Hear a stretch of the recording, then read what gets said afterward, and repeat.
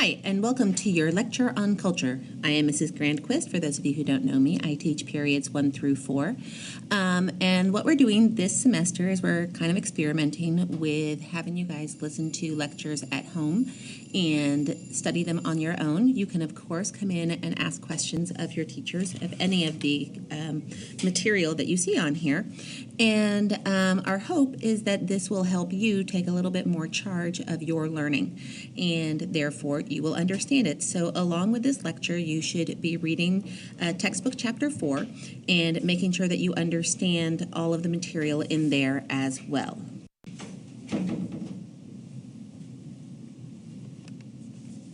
Okay, so what is culture? Some of you may have heard the term culture used talking about a person being cultured, meaning that they are literate about a particular part of our culture. Maybe they know a lot about art, maybe they know a lot about music or literature or something like that. Or you may be a biology person and be thinking about culturing bacteria. We're not using that term in either of those ways. Culture is more about a way of life. That's what Paul de la Bloche calls it. It's the attitudes, objectives, and technical skills of a people, human traits that are acquired through formal or informal learning processes, specialized behavioral patterns, understandings, adaptations, social systems. Those are all the things that we are talking about. Now, the big takeaway you need to have here is that culture is learned. You do not inherit your culture biologically. It is taught to you. It can be taught to you formally, maybe at school or at a church service, or informally, where you just kind of pick it up as you go along. So this is the big thing. Culture is learned. Culture is not biological.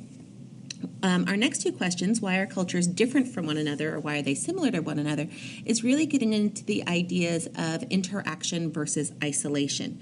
So cultures tend to be different from one another when they are isolated from one another, and they tend to be similar to one another when they interact with each other. We do have a couple of variations on that in terms of cultures can possibly be similar to one another through a thing that we call independent innovation, meaning that two different groups in different areas of the world came up with the same process to do something, but that is pretty rare. Generally speaking, similarities are going to come through diffusion. Now, cultures tend to be different from one another because they are separated from one another and are far apart, and therefore come up with very different processes to solve problems that they face. We can also get into our old ideas of environmental determinism and environmental possibilism here. We are looking at, for determinism or possibilism either, that the environment is going to set limits on what cultures may choose. So, for example, a culture that is living in a polar region is probably not likely to choose to wear grass skirts as one of their big cultural expressions. Similarly, we are unlikely to see cultures in tropical regions creating igloos to live in. Very, very simple distinctions there that we can see that environment is going to be causing. Okay, so there are a number of different events throughout history that have created huge cultural change. The first of these is the agricultural or Neolithic revolution. This is when we are moving from a hunting and gathering society where people were fairly egalitarian and groups were fairly egalitarian to a settled agricultural society, which is going to become fairly hierarchical. We know that religion changed in here, so instead of explaining just herd behaviors and things like that for the people who are hunting, we are going to see that religion begins to explain when planting should occur, when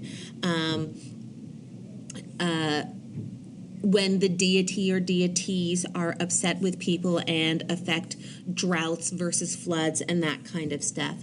We're also going to see gender roles change a lot in here. So we talked about that before, where women lose economic power because they're kind of pushed out of the economic production cycle, and they lose the ability to own property, and thus because they've lost the economic production, they are also losing social and political power. Wars and conquest, of course, create a great deal of cultural change. We can think about our Romans here, where they did a great deal of conquering through Europe and thus spread their language, Latin, and their architecture and their form of government and those kinds of things to the conquered peoples. Religious revolutions are going to play a big role in things. We can look here at either a change within an established revolution, an established religion, I apologize, and something like the Protestant Reformation is going to create a huge amount of change culturally. We can also look at the creation of new religions. So the creation of Islam in the 600s had a huge impact on that region and other regions around the world. Colonialism is going to cause huge cultural change. With this, we are going to look mainly at the imposition of European cultural norms onto other peoples. So we look at Europe colonizing the Americas and imposing European languages, European religions, European building styles, etc., onto the Americas that had not previously had those as cultural norms. The Industrial Revolution is going to create big changes because of technology. We are going to have different methods for doing things, farming, building, etc., etc., etc. It's also going to change things due to urbanization. Previously, most people had lived in homogeneous rural groups. Now we are going to see that they are living in heterogeneous urban groups. And so that is going to create a lot of cultural interaction and thus a lot of cultural change. The Democratic Revolution, where we are moving away from theocracies, monarchies, etc., into more secular governments, is going to have a big change globally, and then we're going to see people reacting against that democratic revolution as well. And so we're going to have kind of a conflict between especially secularism and theocracies, or the idea that the religion should be the dominant force in the government as well. Cultural structure. So here what we're really looking at, if you look from top to bottom on this slide, is the smallest element to the largest element. So cultural traits are our smallest elements of culture. So a trait would be something simple like, what do you use to eat with? Do you use a fork or do you use chopsticks? That's a cultural trait. You put a bunch of cultural traits together and you get a cultural complex. So it's not just what do I eat with, it is what is my behavior throughout the meal. Then you put a bunch of cultural complexes together and you get a culture system. So what does this particular group think about food as a whole, from production through consumption? A culture region and a culture realm are simply areas of the world where particular cultures are practiced or particular cultural systems are practiced. A region would, of course, be smaller than a realm. Major terms that you really need to think about in here, cultural components. A cultural component can be material or non-material. Material simply means you can touch it. It's things, it's clothing, buildings, artifacts, things that are normally created by people, but not always. We do sometimes see that elements of the natural world are given meaning by a culture and they become part of the material culture. Non-material things then are simply things you can't touch. So in this, we're looking at ideas, values, behavior, that kind of thing. Spoken language is interesting because when language is spoken out loud, of course, you can't touch it. So that's non-material. When you write language down, it then is material. So language can go both ways in terms of being material or non-material. And looking at language then and religion next, those are big components of culture, and they're going to actually be little independent units of study within our big culture unit. So we'll get back to those more later. Folk versus popular culture. Folk culture is the kind of culture that we're going to see practiced by smaller groups. We're talking about traditions here, long-standing practices that have been going on. And usually when you see a group that is mainly practicing folk culture, they are probably going to be isolated and living in a rural area.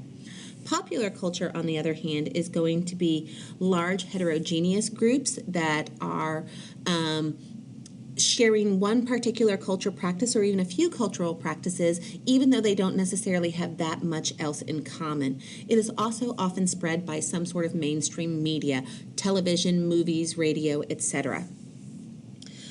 Cultural landscape, we've talked about this before. This is where we are reading the landscape to understand the culture of the people involved. So we are looking at the buildings, we are looking at the way they have modified the land, the way that they have ascribed meaning to the land. And of course, this isn't limited to just the group of people who are living there now. When we look at the idea of sequent occupants, we are looking backwards in time and saying, okay, so there have been multiple groups with multiple cultures living in this particular area, and each group has affected the land and created their own cultural landscape, and we can see remnants of those groups through our study of the landscape itself. So why do geographers study language? Well, because it's the easiest way really to identify a group of people is saying, oh, well, those are the French speakers, and those are the Chinese speakers, and those are the German speakers. That's an easy way to identify groups. It's also the main means by which culture is passed from one generation to the next, because again, culture is learned, and so it has to somehow be expressed, which most often happens through some form of language. Language also reinforces a sense of place, that this is kind of your location, and so language becomes pretty important to a lot of people. There are some 6,000 languages that are spoken in the world today, and many more dialects. A dialect would be a subset of a particular language.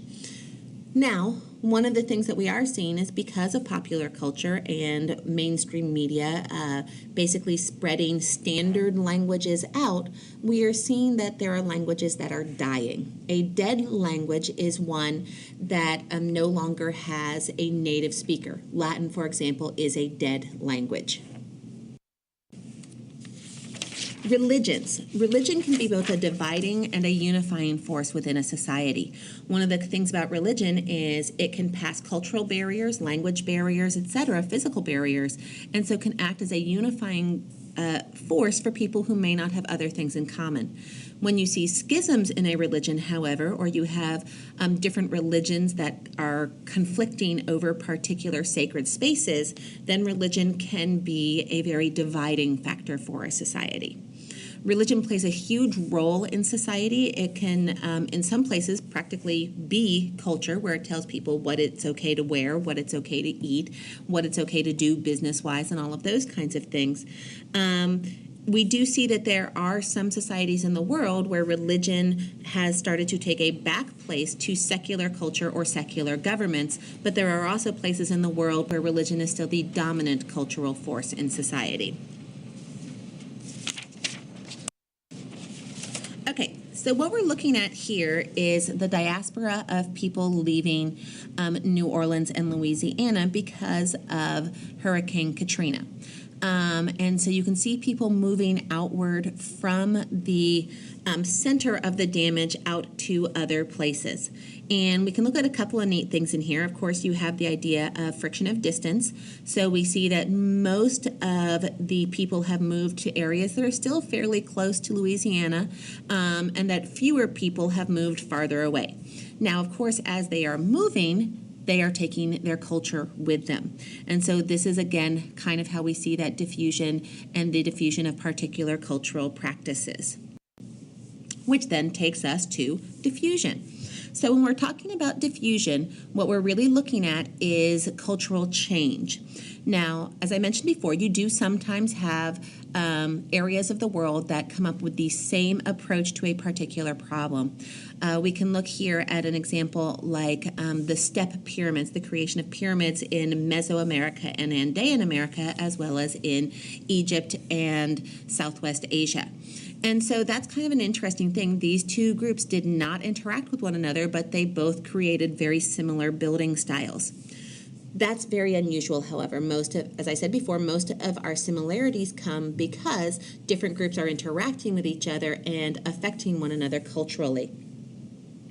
So with our types of diffusion, what we're looking at is ideas going from a hearth area out to somewhere else. And we have a couple different ways that can happen. The two big ways are expansion diffusion versus relocation diffusion. With expansion diffusion, we're going to see that the idea is going to start in its location, in its hearth, and then spread outward while still remaining strong at its hearth. Relocation diffusion differs because it starts at its hearth area, and then the people who practice that get up, move away, take their ideas somewhere else, and that idea may not be as strong where it was before. It has changed and moved somewhere else. So those are our two different ideas in terms of diffusion. And then we'll talk about some examples of expansion diffusion being contagious and hierarchical in a minute. There's another kind of diffusion which we call stimulus diffusion. Stimulus diffusion means that the idea spread, but the people in that new area did not take up that idea itself. Instead, that idea sparked new ideas there, and so it created growth even though the first idea itself was not adopted. We can look at diffusion barriers. Now, in general, diffusion barriers are not going to stop diffusion forever. So we can look at two different types, absorbing barriers and interrupting barriers. An absorbing barrier is basically like distance, our friction of distance or our distance decay that we talked about in our population unit. And it is going to mean that the farther away you are, the less likely you are to have interaction in this, the less likely an idea is to spread from one group to another because the distance has simply absorbed that particular idea. An interrupting barrier would be like a physical barrier, maybe a mountain range, or a cultural barrier, like a language barrier. And we call these interrupting barriers because they will stop diffusion for a little while, but eventually people are going to figure out how to get over that mountain range, or they are going to figure out each other's language and be able to communicate with one another, and then diffusion can continue. So when we start looking at what happens when two groups come into contact, then we start looking at, okay, once you've had that diffusion, what kinds of ideas are expressed, what happens between the two groups, etc. So our first thing that we're looking at here is acculturation. Acculturation is when two groups come into contact with one another and we have a dominant group and a subordinate group, meaning that one group has more power, military, economic, whatever, than the other group. And what's going to happen in acculturation is that the subordinate group is going to adopt some ideas from the dominant group. Assimilation takes acculturation even farther. Assimilation means the subordinate group is going to adopt all of the ideas of the dominant group. So when we're talking about an individual doing that, then that's usually personal choice. So a person may say, oh, well, I want to be part of that dominant group, so I'm going to assimilate to that dominant group. We do see forced assimilations of groups, however. If we look at the example of the U.S. government and the Native Americans, they attempted to force the Native Americans to assimilate to white culture. And they did that by not allowing them to maintain their hairstyles, to speak their languages, to live in the way that they had previously lived, to own land as a group. All of those things that had been part of their culture were made basically illegal, and so they were trying to force them to assimilate en masse to the dominant culture. Cross-cultural fertilization is when you have two groups that are fairly equal in power come together and they are going to both adopt ideas of the other group, and so both cultures are going to change. Globalization is just kind of getting at that ideas where we are looking at the world growing smaller and smaller. And so we are seeing almost the creation of global cultures. And so one example of a global culture in here could be something like the Olympics, which is getting ready to start. That is something that started fairly small but has spread worldwide and has become a cultural event for pretty much the whole world. Okay, so here we have our relocation diffusion. And so what you're going to see, bottom left-hand corner, is the where the idea began, that dark pink. And then as we go to our next slide, okay, you can see here that the people who lived in the bottom corner moved, and that idea is now somewhere else, but there aren't as many people practicing that idea as had previously been in the hearth area, so the idea itself has weakened. Okay, contagious diffusion. So here we are going to see it's really kind of like a cold. So our person down here on the bottom left has the idea and they sneeze out the idea to other people. Those people keep sneezing out their idea. and so on and so forth until everybody has adopted the idea or at least been exposed to the idea. But you've noticed that our person down there who started the idea is still in that place, and so the idea itself has stayed the same. This is therefore an example of expansion diffusion. All right, so college soccer, as it spread through the United States, was an example of expansion diffusion and contagious diffusion. You will notice that the hearth area is that upper northeast coast, and it spread outward from there while maintaining strength in its hearth area. So hierarchical diffusion is still expansion diffusion, but it is going to change, it is going to spread in a very different way. So we see our guy down there in the bottom left corner, and that person or that place has a particular idea, but it is not going to spread to the next closest person that is available for the idea. Instead, it will skip over a large group and go to the next important person or place. From here, it will then go to the next level of important people or places, and then so on out from here till it gets to the very lowest places. Okay, and this would be a good example. Fashion does not go from Paris to Plano. Fashion goes from Paris to New York or LA, from New York or LA to other very large cities, from those very large cities to smaller cities, and so on, and then eventually to places like Plano. Rap music is another thing that we can see that's spread hierarchically, and we can look at it going from the East Coast hub out to the West Coast, and then spreading from there to various other regions of the country, but only eventually getting to that center of the country, which it had skipped for a very, very long time. Okay, so this ends our lecture on culture. I hope that you were able to get some understanding out of it. Please, as I said, do not hesitate to ask your teachers questions, and we will be happy to discuss it with you. And have a great evening.